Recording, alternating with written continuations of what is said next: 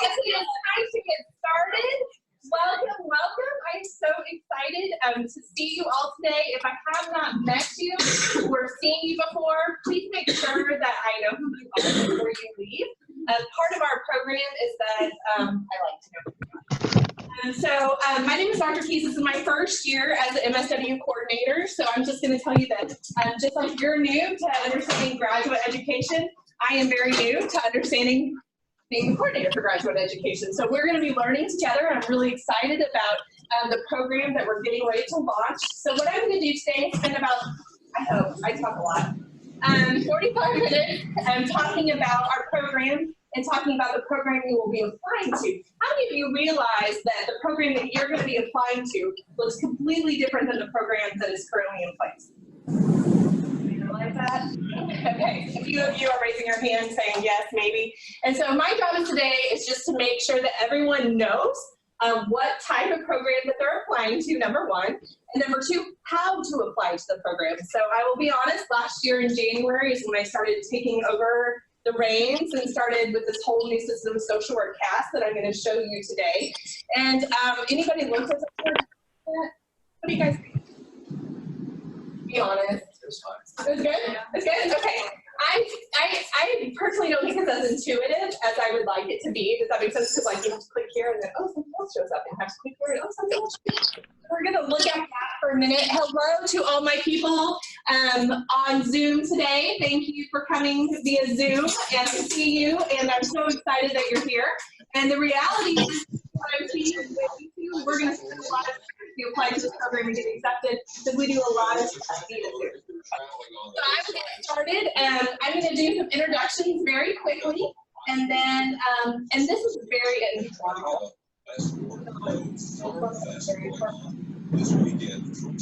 So if there's any way for those of you who are in on Zoom, if you could mute your microphone if you haven't, that would be awesome, so we don't hear the background. Until you have a question, then please unmute. And so I'll go ahead and start with the introductions, and then we'll get going. I'm Dr. Helen, the field coordinator for the master's program. So I'll be talking a little bit more about field here in a few minutes. So when you get to that point in this process, we're going to spend a lot of time together. Nice to see everybody. Hi, I'm Caroline Neal. I'm a graduate student in the MSW part-time accelerated program, and then I'm also one of the graduate assistants at the School of Social Work Office. So I'm going to talk to you guys a little bit about my experience with social work CAS and the program so far. And you probably got a call. Did a lot of you get a call? We knew who you were. You got a call by Caroline. So yes, thanks Caroline for all your hard work on that. Before I say hi, I'm going to Yes. An academic administrative assistant to the department head and to the department. And so that's what I do. I mean, she does it very well. If you get an email from Mrs. Steinshire, you want to open that email. Hi, everybody. I'm Dr. Michelle Lay, and I'm the director of the School of Social Work. So I get to work with both the MSW and the BSW programs. So it's great to meet you, and I'm glad you're here. Okay, so the first thing that I want to do today is just understand, let's see if it will actually flip for me.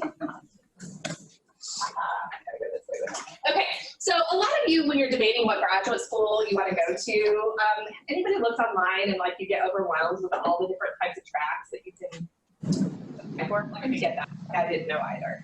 And so I'm going to tell you that we are an advanced generalist practice program. And that, I'm not actually going to read you the definition because you are all adults, but I'm going to tell you why we chose to be an advanced generalist practice program.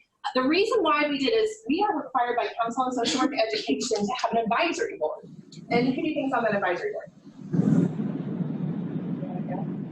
Anybody ever been on that advisory board? Students are allowed to be on the advisory board. But partners, community partners are on that advisory board. And so they give us a lot of input on what kind of social workers they want in our community. And when we looked at that, we changed. It's been within the last 3 years that we've actually changed to an advanced generalist program. And the reason why we chose that is because anybody looked at the job market for MSWs?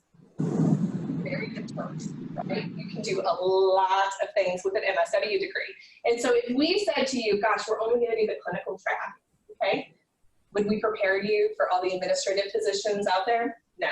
And what we know about our graduates is most of them go into administrative positions more than licensed therapy positions. However, we do prepare you to get your license if you choose to do that. And that's the beauty of an advanced generalist degree. We prepare you, we give you a holistic view of what it means to do practice. Some of you have a bachelor's degree in social work, so you're going to know the term generalist really well. Others of you don't. That's okay. Basically, it just means it gives you a lot of tools in your toolkit. And so, the next thing I want to talk to you about quickly is which program option is best for me.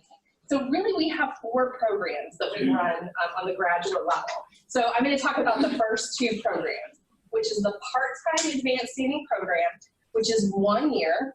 You start, if you apply in January, you start in June. So you apply this January, start this June, and you will be graduating that following May.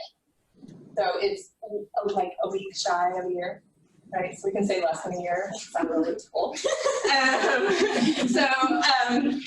that is the full-time program. So let me tell you, if you're interested in the full-time program, I say for graduate studies, for every hour that you're enrolled in graduate courses, you should plan on 9 to 12 hours of study.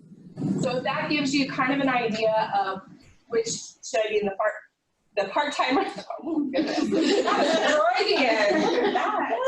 Just make sure you're all listening. Should I be in the part-time program or the full-time program? That kind of gives you an idea of how many hours that you'll be studying.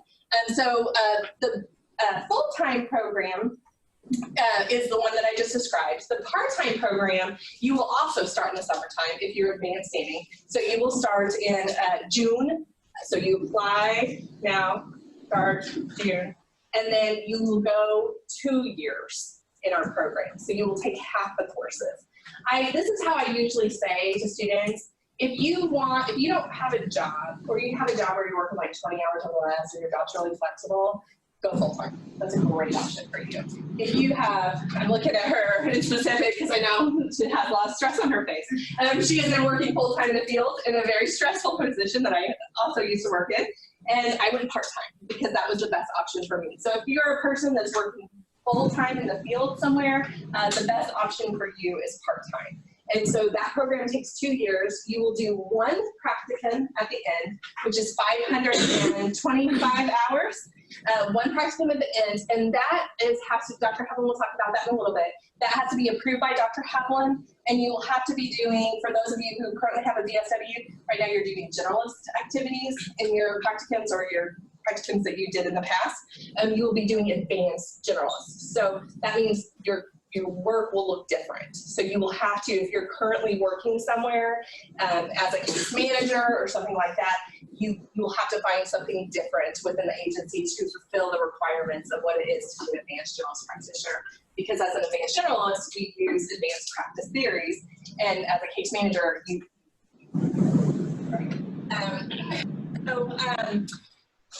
order to be eligible for this, you have to come from a CSWE accredited program.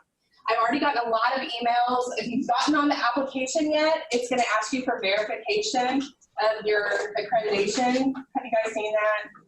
You know what I'm talking about? So all you have to do is go to the CSWE website, find the school that you graduated from, and it will say who's the program director, what year that they were accredited. You know the snipping tool? Does everybody know the snipping tool?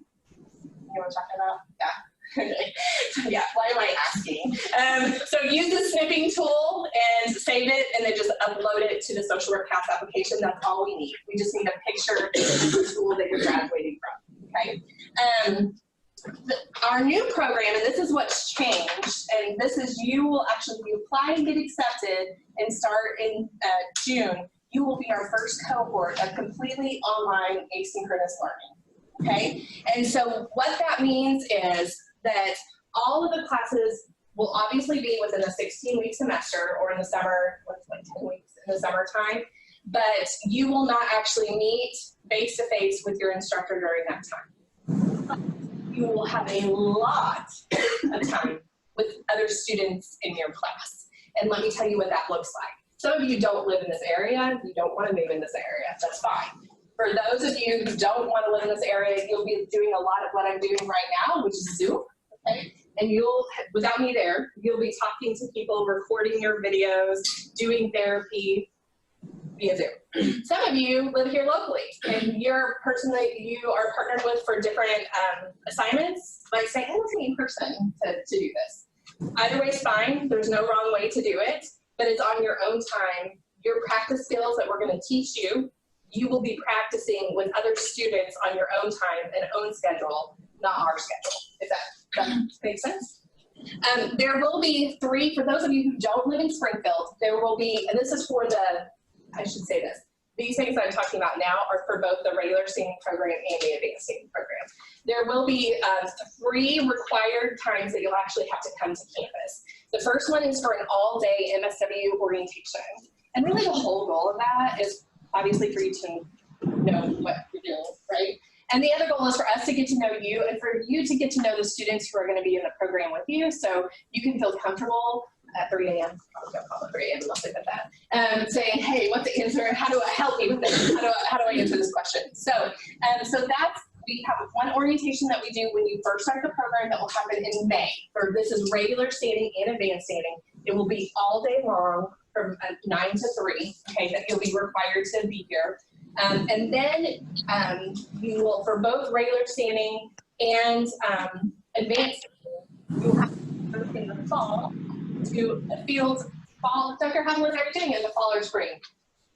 The field orientation, sorry. That they're attending? Is it in December or is it January? It's in January. Okay. So you will come in January for a field orientation to make sure that all the field stuff is ready for you to go and start. And then the last time you'll come is everybody's required to do a comprehensive examination. That is your, what we call our capstone. That is an oral exam, basically. You will be in front of 2 full-time faculty.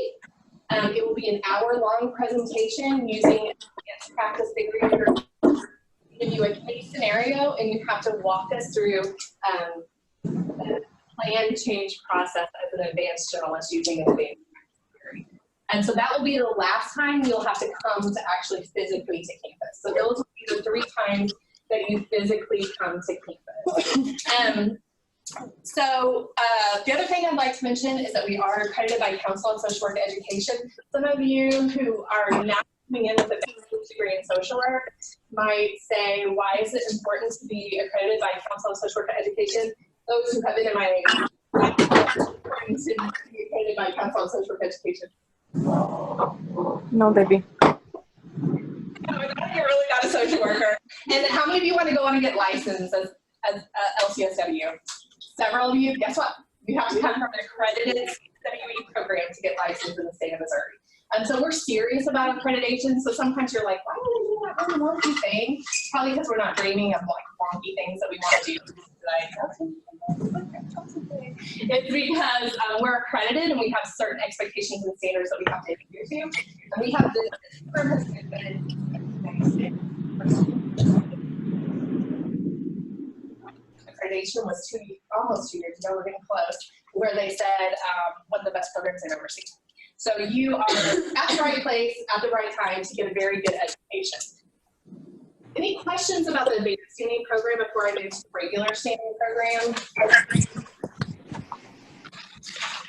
Anybody out in the Zoom have any questions? No? No questions?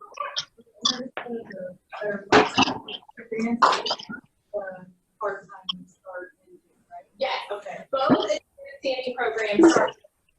So whether you're full-time or part-time, both you will start in June. Yeah, yeah. Good question. Yes.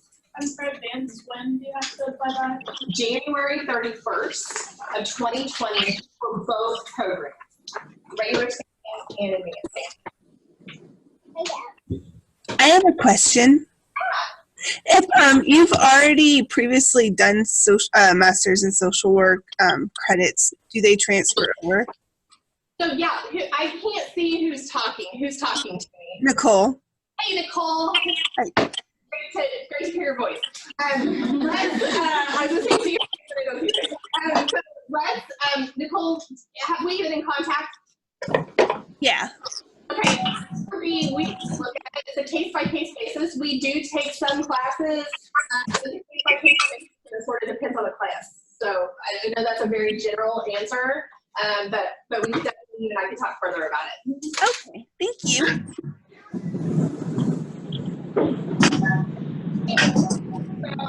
Advanced standing before I move on to regular standing. How many of you are advanced standing, just out of curiosity? See the hands in the room. Okay, so here is regular standing. And this is for students who have not been through an accredited VSW program. So I'm going to tell you right now, I'm probably talking a lot of language like what I don't know what she's talking about from an accredited VSW program. And so please ask questions when we talk about the regular standing program. There's no number. All my students who never so I ask a lot of dumb questions, and I still say they're correct. Okay, for the regular standing program, you're actually going to have 6 hours that you have to complete. And here's what happens. You're like, well, what's the difference between the regular standing and the advanced standing? Well, for those who have an advanced standing program, they get to like extra off a year of the program. Okay, because they've already had all the foundational courses that they need to prepare them for the advanced courses as advanced. For you, your first year, I say it's like the first year to going through the program and you're trying to. Oh, Miss Jane. Come on. Somebody forgot to mute. Sorry, I hear a conversation. Sorry. If somebody on Zoom can mute. If you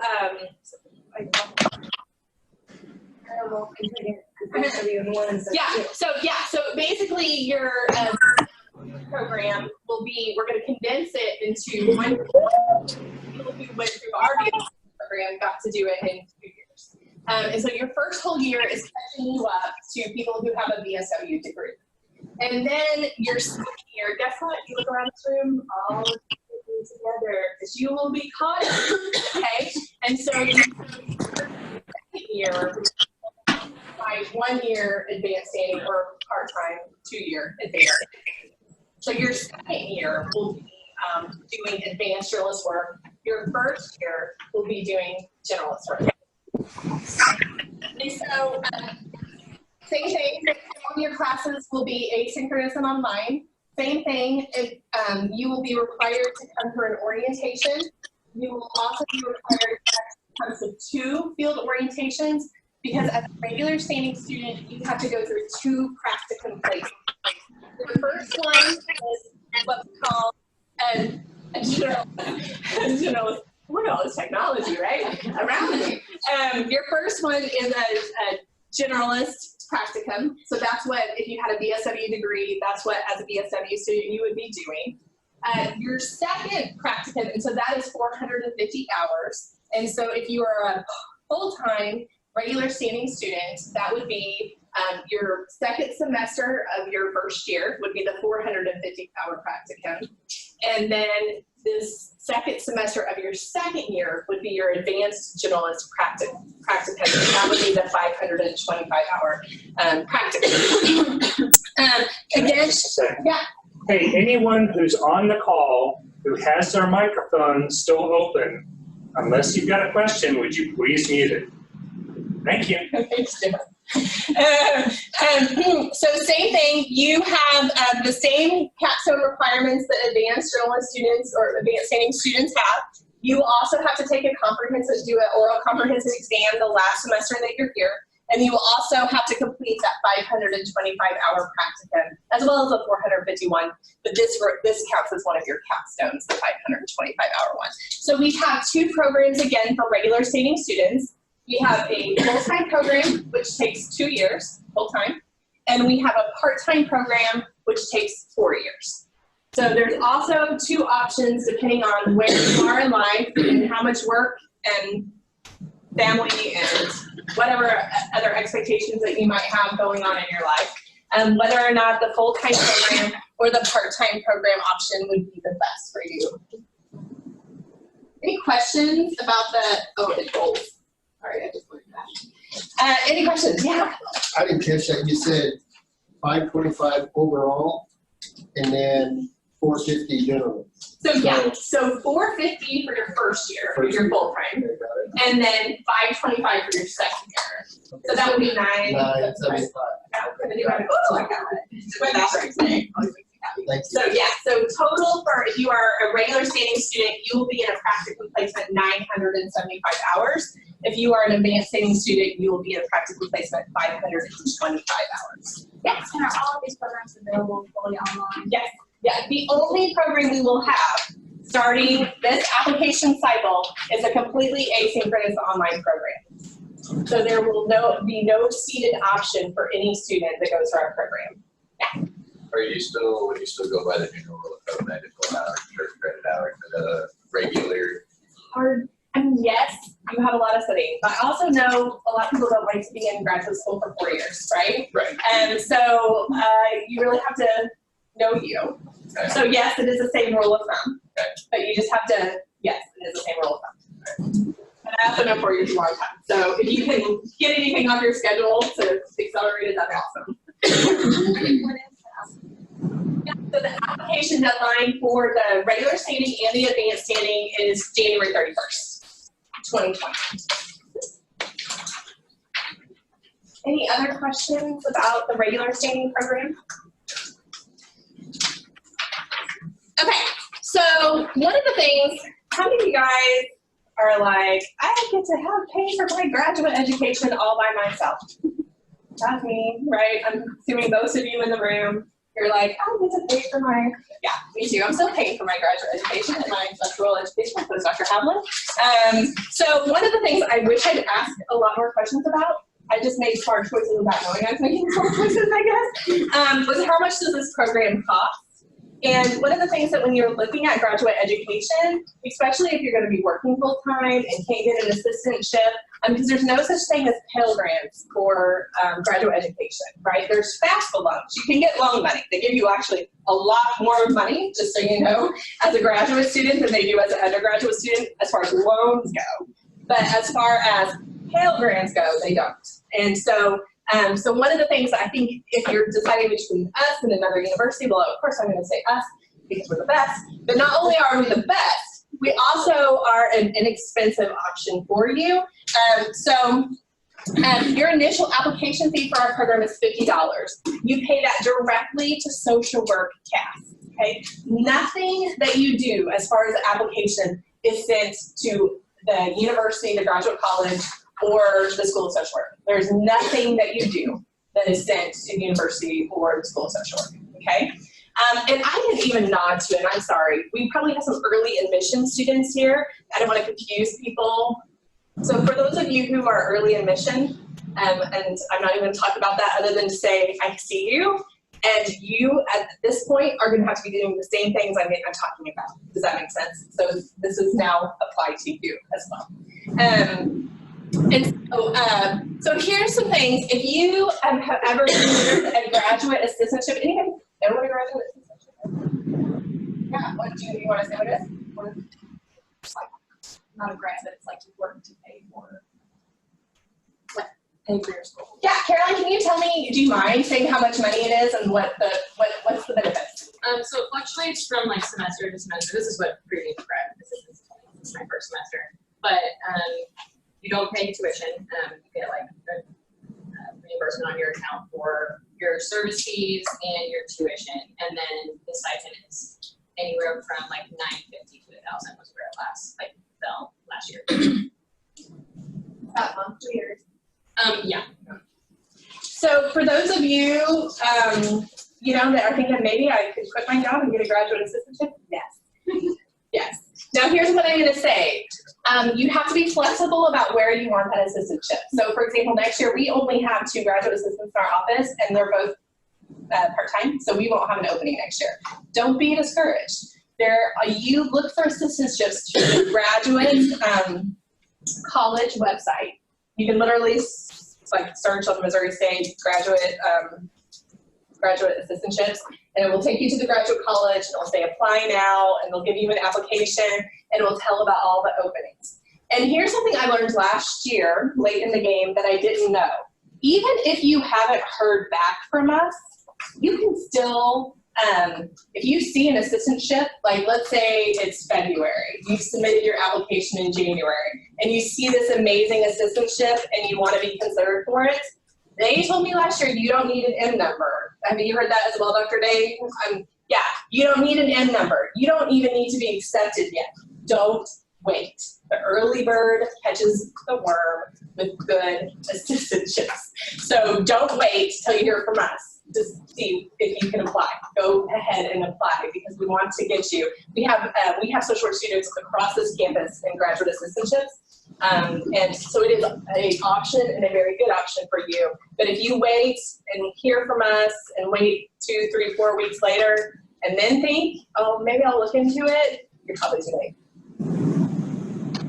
So the minute you hit the application submit button for social work CAS, look on the graduate college website to see if this is something you're interested in and there's somewhere you want to go. We have scholarships also that you can apply for. They're on our website. They're due by March 1st. Again, the minute you find out, maybe you already have your stuff prepared. So that way, if you're eligible, you can apply for those scholarships. You also apply, does everybody know you actually should be applying for your FAFSA now? Yay. I have a daughter in college, and so I'm like, I thought we were done with FAFSA. 2 years later, I'm filling out FAFSAs again for my daughter. Okay, so you have your initial application fee of $50 that's directly to social work CAS. And then the cost this year, so you can't hold me to it, I'm just going to tell you the cost this year, is $295 per credit hour for graduate education. So you can, depending on how many hours, whether you're 62 or 34, you can have an idea of what that's going to be. Because this is our really biggest strength, I think, of going online, because let's be honest, most of our graduate students don't utilize campus resources. They just don't. They're done. They're like, I'm just, yeah, anyways. And so because it's an online program, you don't have to pay any student fees, right? So that's wonderful. So you can factor in, it is just flat out $295, no extra student fees on top of that. The only student fees that you'll have is for field education, you will have a $125 field fee, and that's just to keep our field program running. And you will have a one-time program fee of $300, and that $300, I don't know if anybody, I don't know, Dr. Dave, accreditation is thousands and thousands of dollars every year. Yeah, $7,000. And there's not a budget for the school. We're like, well, of course you have to be accredited, but we're not making you a budget for being accredited. And so you are our budget for accreditation. So you pay to make sure our program stays accredited. That's what that $300 goes to. So it's going to a good cause, making sure that our program still stays accredited. Any question about how much the program costs? Or not local distance, like we'll be doing it from a distance. Is there such a thing as a graduate assistantship for someone who's not local doing it from a distance? Are you aware of any department that does? Not, I actually explore that Joplin and more information to it, but it's a new world. Yeah, I mean, that's definitely, that's the first time I've been asked that question, but that's a great question. And my guess is probably the answer is no right now, that we will be advocating for that now that I haven't thought about that, because I know for doctoral programs, we actually have a professor right now in a doctoral program that is living here who is at MU and has an assistantship. So it is possible at schools. We just haven't explored it because you're our first cohort of online. Yeah. How many hours a week would you say you work as a GA? Karen, The average is 20. So. Any other questions about cost? Okay, we'll move on. Yeah. We gotta roll.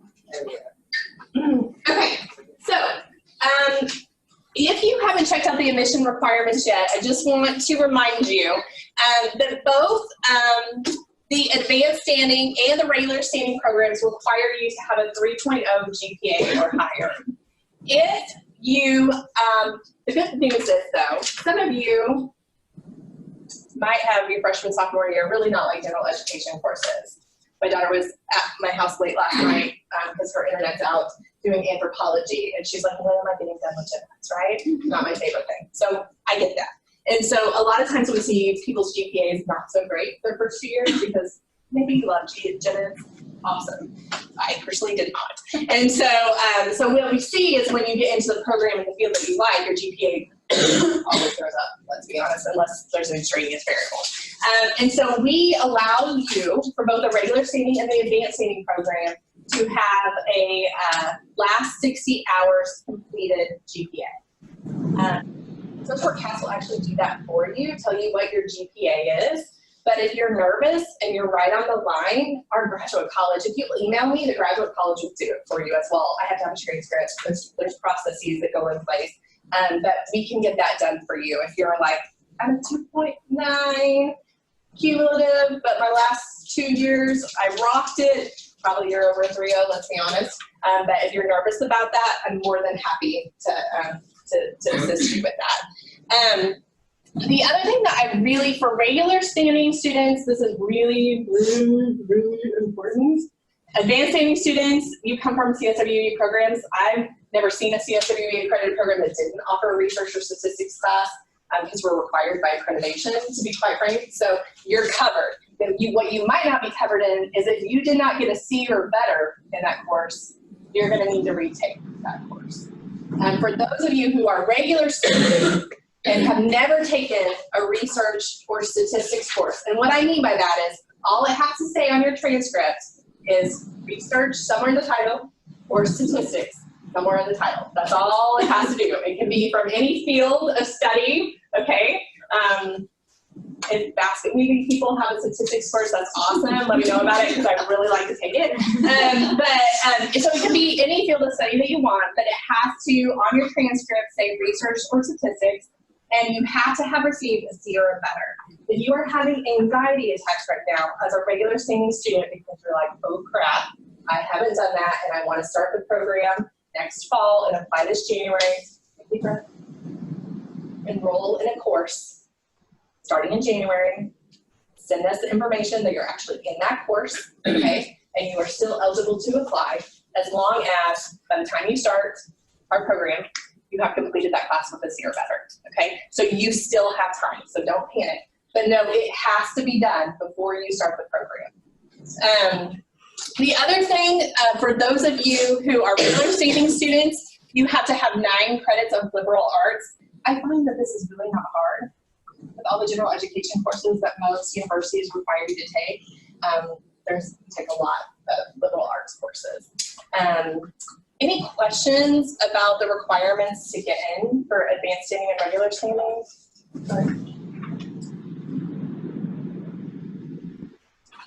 You got it? Everybody knew this? Yes, okay. Okay, so let's talk about the application process. Can you search CAS and sign in? Okay, so what I'm going to do now to make sure everyone knows how to do it is I'm actually going to sign into SocialCAS. Right now they think I'm a student. I'm not going to pay them the $50. So you're not going to see a complete application because I'm not paying $50. But you'll get to see what it looks like if you haven't seen it already. So I am going to find it. So again, I already said this. All of your things, do not send anything to Missouri State. We will not get it. We will not see it. A lot of times it just like goes missing in the mail. Okay, send it all to Social Work CAS. Everything is through Social Work CAS. And so here's the link to Social Work CAS, and I'm getting ready to show you what that looks like. And here are the no, you're fine. Here are the requirements. Official transcripts. I get a lot. I got emails this morning. I get literally emails every day about official transcripts. So some of you have not graduated yet.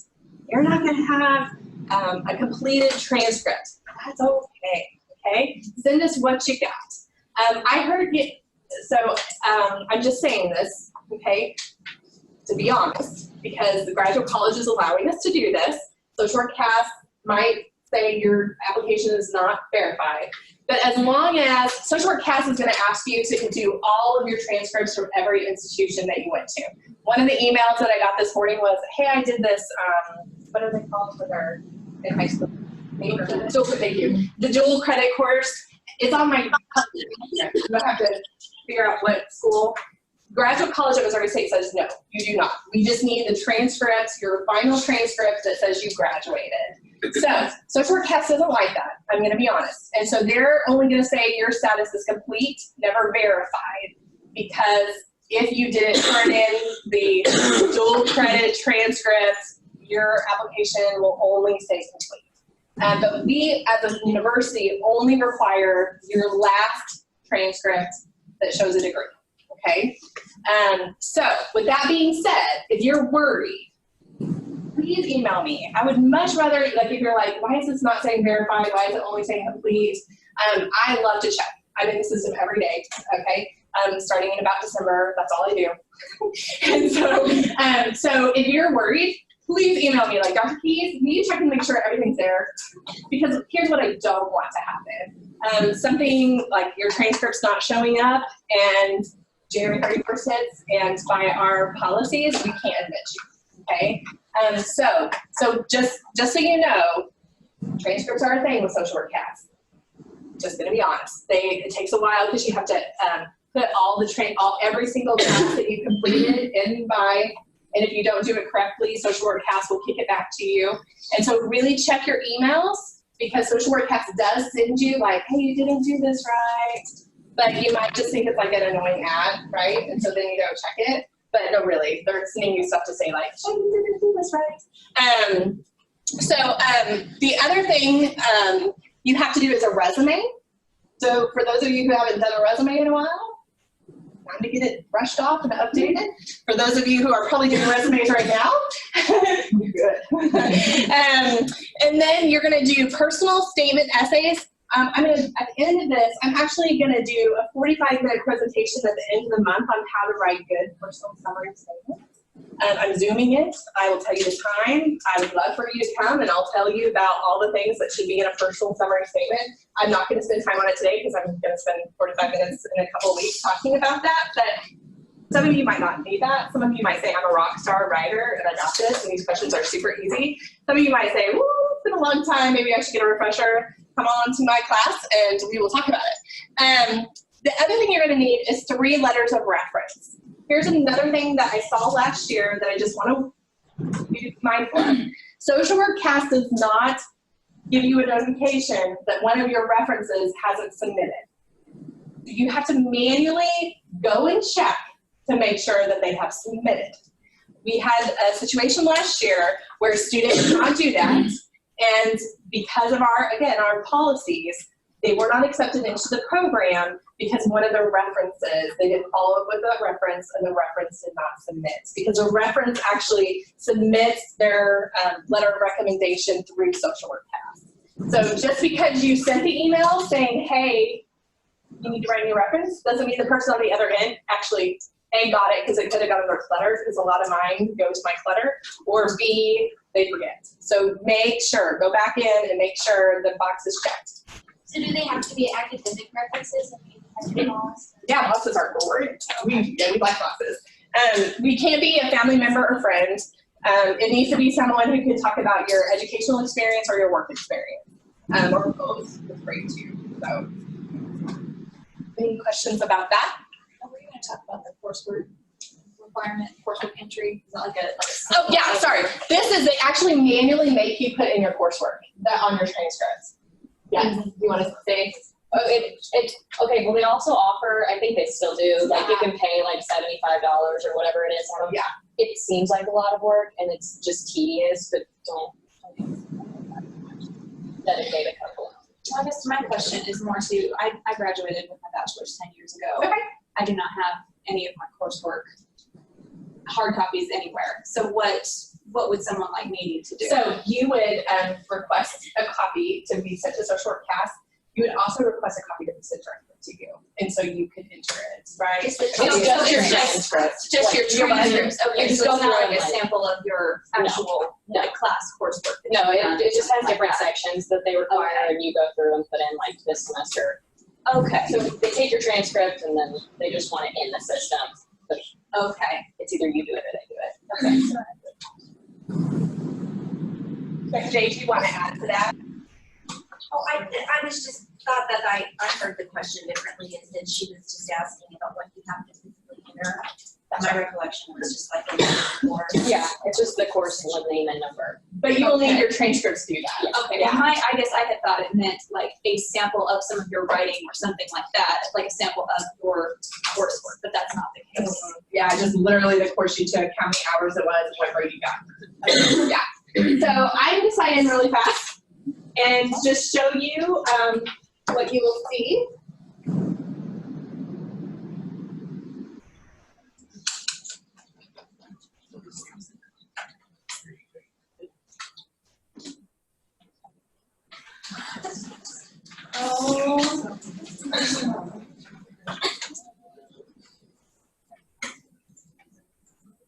Okay, so here's me. The first thing that you're gonna do when you get in is you're gonna select us, because we have to be selected. And you're gonna see there's other universities on this list. There's Missouri State University, and I selected me. Do not select both regular standing and advanced standing, okay, because you have to pay $250 for that. Please don't. Just if you're advanced standing, select the advanced standing. If you're regular standing, select the regular standing. If you're early admission, I talked about you guys, select advanced standing. Okay, so then you're gonna click on that, and so I'm already up and going there. And so then I am going to show you this. So there's all of these different categories that you are going to need to complete.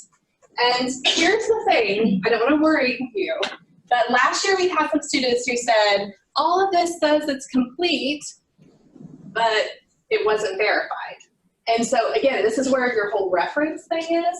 It will show complete, even though your references haven't done what they need to do, okay? So that's why you need to go back in and double check that your references have actually submitted, because this will actually show done.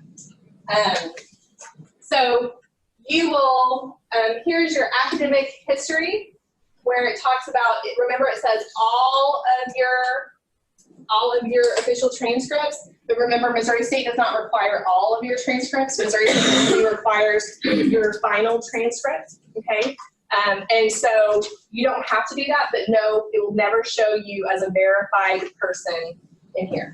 If you just are nervous, you can submit both transcripts if you have multiple transcripts. That's fine. I'm not saying you can't. But if you literally did one class in high school, it's fine. Just email me and I'll just double check that everything's there for you. So here's the requirements. Again, oh yeah. Okay, so I have two questions. Yeah, sure. So even if it says that it was completed, you guys will still get the application? Yeah. Okay, Yeah. so that's one question. Two, as far as references, let's say it's somebody who's your boss and they like live across the country, like how do we explain to them how to go in and They get a link. they get a link? You will give the email address in, and they will get a link that they have to fill out. Okay. Yeah, good question. Yeah. So I am from here, so I did 2 full credit classes in high school. I think I did transfer 2 here. So like, if I just submit the Missouri State transcript, Don't do it. But no, your application will never say verified. Okay. But as long as it says complete and everything's in, you're good to go, okay? Complete means you paid your money and everything's in there. Assuming your references have done what they do. Because it will show complete even if all 3 references have not submitted their information, okay? So, and again, this is, do not send your transcript to us. This is where you'll contact your university and have them send your transcript to. Early admission students, just download your transcript, upload it, social work cast, you're fine, okay? Any questions about transcripts?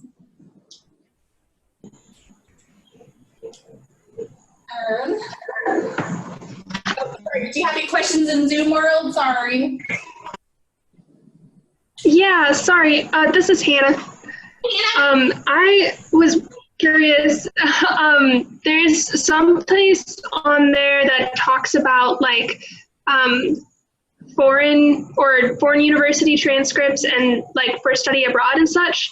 Do you need like an official transcript from the university that I study abroad at, or just the transcript from my home university? Is your home university? So did you completed? Did you get a degree from your home university? Yes. So yes, I just need the degree from your home university. Okay, thank you. Yeah, absolutely, good question. Any other transcripts? I get the most questions about transcripts, so I just. There's one on the screen. Oh, okay.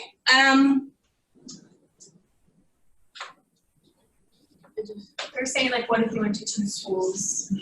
So if you went to 2 colleges, do you need transcripts from both schools or just your graduating college combined transcripts? Just your graduating college combined transcripts, Jody. That's all you need, just your graduating combined transcripts. That's all our university requires.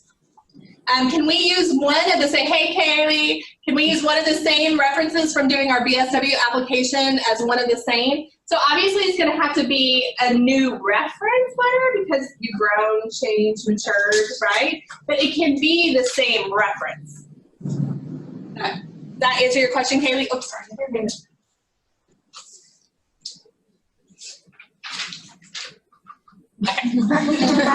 Yeah. There's a section that you fill out and it says this transcript starts from this date and ends this date. So the start date would be wherever your first transcript, no matter if it was Missouri State or not, it would be that start date. Yeah. So on your, like, let's take Missouri State, for example. Like, I went to OTC before I went to Missouri State. I believe we're in. I probably should have said that from the beginning. So it shows my OTC classes on there on my final transcript for MSU. So yeah, so I would enter my OTC classes in there because they do show up on my final transcript. Cass is going to say, we want that other transcript. Our graduate college says, we don't care. We just want your final transcript with a certificate or your degree on there. And so that's why I'm saying Cass will never show you as verified if you choose to do it that way. You can choose to submit your transcripts if you have them all. And again, are like me, type A, you might just want that magic verified on your application, but you don't have to. It's just your final one. So can we, if we're currently in the BSW program, can we ask our professors? Yes, please do. Yes. Okay, it's not complicated. No, the only thing we're not allowed to do is grade yours. So if I was a reference for you, I would not be able to grade your application. We send it to someone else. But yes, we have our professors on these for our graduate program do references if we have you class certificate. Not all. They can choose. It's their choice, but we can't. Okay. So your supporting information. Again, that's where you put your references in, and notice you hit the create reference request, and that will send it to the person. Also in that supporting information, you are, that's where, never mind, don't do anything there. It's under program materials. And this is where it kind of gets tricky because this is where it gets confusing. Like this is just our home page, but then you have to actually hit here to get to your program materials. And this is where you upload your resume. And the thing that says other, that's where for those of you who are advanced standing students, that's where you upload the magic thing from CSWE, the STIP clip that shows that you're from an accredited MSW program. Questions about social work CAS before I move on? Does it make sense? Yeah. So like a magic link that people's recommendation letters need to be. A magic link? Yeah, I mean like is there? No. Okay. You want me to tell you a typical, I see about a page. Okay. Yeah, typically I see about a page. That helps. Yeah. So how do you get a social work pass account? So yes, so that's a great thing to know. There is that address.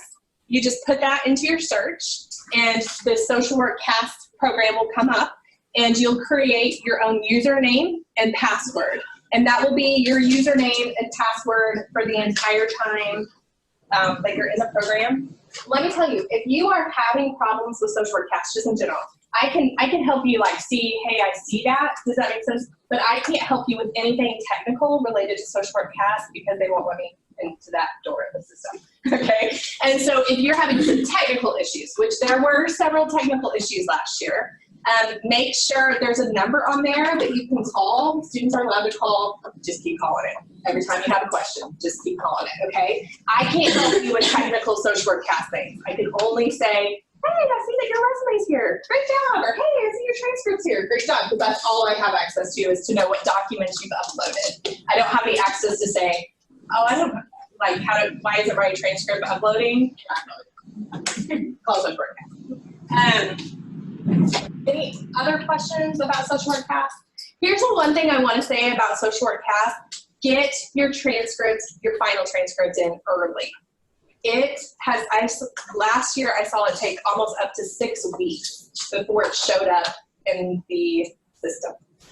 You do not want to not get into graduate school because your transcript did not show up, your final transcript did not show up in the system, okay? So we have to have that transcript. We have to verify that your final GPA was over 3.0 to be able to admit you. And so if we don't have that, we automatically have to turn you down. And it is a hard deadline of January 31st. So don't wait on your transcripts. If you do, the first thing you should do after you open up your social work pass is get your transcripts. And then I do transcript first, and then ask your letters of reference, and then do the rest. Yeah. So I graduate in December on is that like send now or like hold for graduation? Yeah. I should just do send now. I would do so. Okay. Yeah. And then you will have to, but you have until the end of your first semester of graduate school to submit your final transcript to Mr. That actually is interesting. Yeah. And so so you've got some time. Yeah. So no, I mean, yeah. Okay. So do we don't have to apply to the graduate college of University? Don't touch the graduate college website. Don't look at the graduate college website. It's going to confuse you. I got an email about that this morning too. Don't look at it. Do we have to take GRE? No GRE. 3.0 GPA, C above in a research or stats class. Okay, those are the two main big requirements. Okay, I just got really confused. So for the transfers, if you graduate in May, but the deadline's January 31st to turn it in and submit it. Go ahead and submit your, you can get into your transcripts through your degree, or through your student profile, just upload that way. So it doesn't have to be like that. Okay. If you're a current student, now I know this for the MSU system, I don't know, like for SPU, I don't know how that works. You can get it, okay. Let advisor. Yeah, okay. So if you're a current student somewhere and you have not graduated yet, I'm absolutely fine with seeing the unofficial one until you officially graduate. So yeah, that includes. Yeah, and then we can turn in the other, you want to see the official. Graduate college will ask for that after if you get accepted. Okay. Yeah. Yeah. That makes sense. Yeah. Okay. That's for that. We are good there. Sorry. There. Okay, so we already, I think we already talked about all of this really, except for, so you will be in a cohort. Look around at this group, high probability. A lot of you are going to be applying, and high probability, a lot of you will be in the same cohort together, depending on if you're advancing or regular standing. So what that means is that for those of you, you are going to have to select when you apply, either full-time or part-time, okay? We need to know that for our number counts. However, you don't have to stay married to that. If you quit your job and say, I'm ready to go full-time, if it works, and it doesn't always work magically because of how the cohort model works and what classes come when. But if you are in that magic location where you can, usually works better for regular staying students, I'm gonna be honest. If you're in the magic location where you can switch from part-time to full-time, that would be a discussion that we could have. Same thing with full-time to part-time, but you will have to choose just one, okay? Just one to do. Okay, I realize that, okay, sorry, Grady, it looks like you already answered your question. Sorry about that. I didn't see you up there. The other thing, while you're in our program, you have to maintain a 3.0 GPA, okay? For those of you who are in our bachelor's program right now, that's a little higher, right? Bachelor's is a 2.5, master's is a 3.0. The other difference between bachelor's and master's is that you cannot receive more than 2 C grades in our program. It's a little different because in the bachelor's program, most bachelor's programs, as long as your GPA stays above a certain requirement, then there's no issue with staying in the program. But for us, you can't receive more than 2 C's or a D in any course. I think I talked about all of that stuff. What? Busy. Oh, there's a lot of motion. Okay, I'm gonna stop talking. Yay. Dr. All right, so before I forget, there is a sign-up sheet going around, so you ended up in the front while it was in the back. Thanks. Anyone needs it. Be sure you sign that before you head out. So, okay, so I'm going to talk to you about what to expect when you get to your field practicum. First of all, preparation for field starts the semester before your practicum semester. So when you receive an email from me and it talks about field, please don't ignore it. Please open it and please respond. I actually had students not do that, and so I'm trying to chase people down. It's like, okay, we're on a deadline for reaching out to your practicum and getting the paperwork done and everything. So, so please, when you receive an email about field,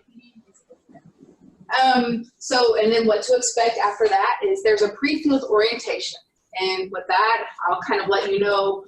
There's pre-field paperwork that you'll have to complete, and talk about agencies. We do pre-field advising, so that is when you and I will meet one-on-one. If you want to come to my office and meet in person, I'm okay with that. Most everybody else is through Zoom. I'm fine with that too, so whatever your preference is. And then when it's time to contact agencies, we have a magic date for that to happen. So this year, because as we have the advanced standing, we have regular standing, we have first practicum, second practicum, and then MSW practicum, just for equity's sake, we set a specific date, which was September 23rd this year, as the time when all students could start reaching out to agencies. So, and what I've done this year is I created an online community so that the pre-filled paperwork would be submitted on that community. It's not under your Blackboard settings as a course because you're not paying for it. It's just where if you have general questions, you can post it there. If I have announcements, I can post it there. Like I said, again, you submit all your pre-filled paperwork through that. Okay, so during your practicum, I understand some of you have to work, that there's no way around that. I get that. If not, okay, I'm gonna kind of go back and forth with that. If you do have to work, we have two options. Or either, there's the extended practicum or regular practicum. With your regular practicum, you get all your hours done in one semester. With your extended practicum, we extend that out into the summer. So you have until the end of July to complete all of your hours. So I have more students typically go the regular route so that they can be done. But if you work, it's not worth the stress to get it done in a single semester. Go ahead and stretch those hours out. That's the point of the extended practicum option. You can work a lot now and save for that semester so that you can go ahead and get all your hours done in that one semester. I've seen students have do that as well. Some people can do an employment-based practicum. Don't bank on this. It just kind of depends with your employed situation. I've got several students right now who, because the agency is so large, there's a different department that they can go to, and it's completely new learning. So with your practicum, it has to be new. So we have a couple of options here. If you need to stay where you're at because of employment obligations, they need you where you're at, but then they will go ahead and lend you to a different department. You can do that as well. So you can work your job and then accumulate hours in another new learning department. With that, you're gonna have to do extended. Some agencies, they say, we just want you to stay, our policies, you're dependable, we want to keep you, so we're gonna make it work and then put you in a completely new learning environment. And that's awesome. With that, you do have to fill out more paperwork, an employment-based practicum proposal. And so with that, there's lots of questions about what you did, what you're gonna do, what is your plan for new learning. I'm gonna need to see a current job description. And so I'll review that, and then if there's any revisions that need to be made, I'll kick it back to you. And then you'll submit the final proposal with signatures, and I say, you're good to go. So that's kind of one way to do your practicum. So practicum ideas, that's the fun part. I'll save that for last second. Great. So 740 versus 780. 740 is if you have not done a practicum before, social work practicum. That is the 450 hours. And the 780 is the 525 hours. You have a learning plan that you have to complete for both classes. The learning plan for 740 is a little bit more general than the specialist. That's a little more specialized. See how that works?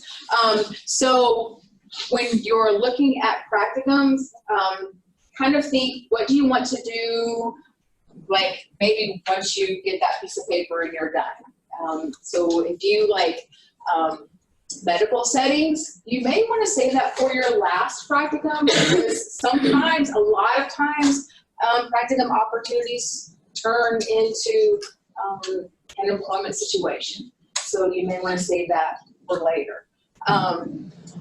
I am a fan of using this to kind of get outside of your comfort zone, because now is the time to do that.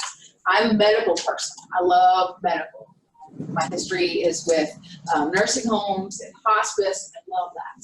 And for my practicum, for my master's degree, I'm like, okay, I'm going to step outside the box, because now I have an opportunity to do that. And I did, and it was me, and the experience I appreciate, because it's still applied to everything with social work. With social work, you work with families and systems, and wherever you learn about, if you're a substance abuse person or not, there's going to be substance abuse issues in the families with whom you deal. So it worked in that sense, but it also told me this is not what I want to do. And so I was thankful for that. Let's see here, what else? So I get so excited about this that I lose track. I just want to talk about field. Practicum. Okay, think outside the box. Typically, when you think social work, what do you think of? Just somebody to start throwing out stuff. What else?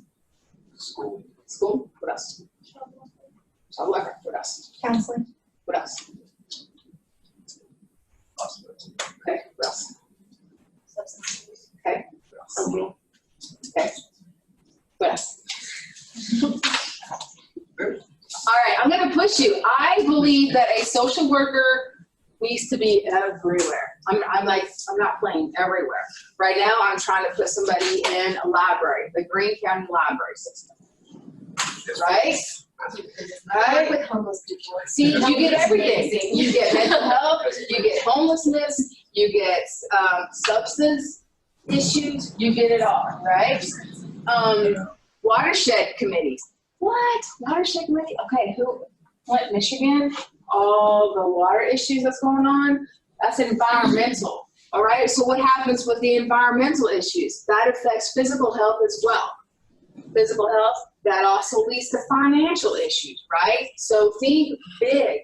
I'm trying to get somebody in a veterinary clinic, working with animals. What? All right. I just had to put my dog down, my baby down in July, the end of July. I was sad. All right, it would be good to have some support, right? It's expensive. Anybody had any kind of vet bill? It's expensive. So you have that emotional support, you have like financial support. So I'm looking like, think outside the box in a nutshell. I'm looking for a social worker. Sports. What? Yeah, if you have like a scholarship and all of a sudden you can't play, mental health issues, you become depressed probably, right? So think outside the box. I want a social worker. See, I get excited about it. So we've been friends for 20 years. So she's the only person that I can actually do this to. I don't normally do this to. So we're actually over time. I wanted to, if you have any questions for Caroline, just from the student perspective, I told Caroline she's absolutely allowed to be honest. So does anybody have any questions? And I'm going to watch the Zoom group chat. I'm sorry that I haven't. Just for those, I saw some Missouri Southern people on there. I'm coming to Missouri Southern in a couple weeks. Talk to Dr. White about it. For those of you at SBU, I'm coming to SBU in a couple weeks. Talk to Professor Walker about it. So if you have some questions that did not get answered today, I will answer them for you. But do you have any questions? Just say how many grads. Do you have a hard time juggling your GA shift along with grad school? Not really. So I have actually this job, another job, and another one on top of this. So it's just trying to find flexibility with those people. So I think it would depend on the program that you're in, which is and then also where you're doing your GA shift, because I know that some of my friends who are doing graduate assistantships at different places have like set hours that they, like those are the hours that the people who want them there, like they have to be there, but with other like offices, you kind of set your own hours. So that's what I did here and kind of adapted that around school, class, homework, and other jobs. So I have two questions. Nicole Huffman, yes, let's maybe even talk if you want to. Send me some times that we can talk. And the next question is, what's the graduation rate for the program? Here's my philosophy. My BSW students have heard this philosophy. If we think you're appropriate for our program, by gosh, we are going to make sure we do our best and you do your best to get you through that program. This is not a program where our whole goal the first semester is to weed you out. We would not accept you. We will not accept you if we do not think you are amazing and you're ready to be a graduate student, okay? So you do not need to worry. We are not in our offices saying, how do we get rid of Caroline? We're going to keep her. She was my undergrad advisor, you know, she's my graduate advisor. And so that is not us. That is not who we are. We just will not accept you, quite frankly. I have one tip before I answer your questions. One tip with the references that I did when I applied for the program is give your references a date that you would like them to return it by that gets you like a few weeks in advance. Like you're like, I need my reference, contact them before you send the link. Say, hey, I want to use you as a reference, is that okay? This is the date I would need it done by, could you make that happen? So then you also have hopefully those 2 extra weeks to be like, I saw you didn't do it, could you do it? Or like, I'm gonna have to find somebody else, something like that. So just taking that extra step of precaution, just a tip. It's helpful for them as well. Yeah, yeah. When you ask busy people. This is a general question, but how long does it take them to accept the application? Yeah, so for CAS or us? Like to get your acceptance back, like, congratulations. Yeah, so March 1st, by March 1st. Yes. Is there a certain number of regular students that I know, we accept the best. That's the number. We accept the best. I mean, this is a really dumb question, but when we come back for the field orientation for January, is that next January after you apply, or is it? Okay. Not dumb question. Not dumb question. Any other questions for Caroline? So for those of you who are kind of rusty or just have a lot of anxiety, I am going to do, it's actually a Zoom presentation. You'll actually use the same link for those of you in Zoom space. It's the same link that you used today. I am going to talk about, you have to write personal summary statements. I hope I can keep it for 30 minutes. I'm 10 minutes over on this one. And it will be held here, and I'm going to allow 15 minutes for you just to throw questions at me. I can't tell you exactly what to write, but I'll do my best to make you less anxious as you leave that. So this will be, if you have not liked our School of Social Work Facebook page, now's the time to do it if you want to apply, because this will be posted on our School of Social Work page. You all can leave, but if you have questions, we will be around to answer those questions for you. For those in Zoom land, thank you so much for attending, and please feel free to email me, call me, and I'll be more than happy to help.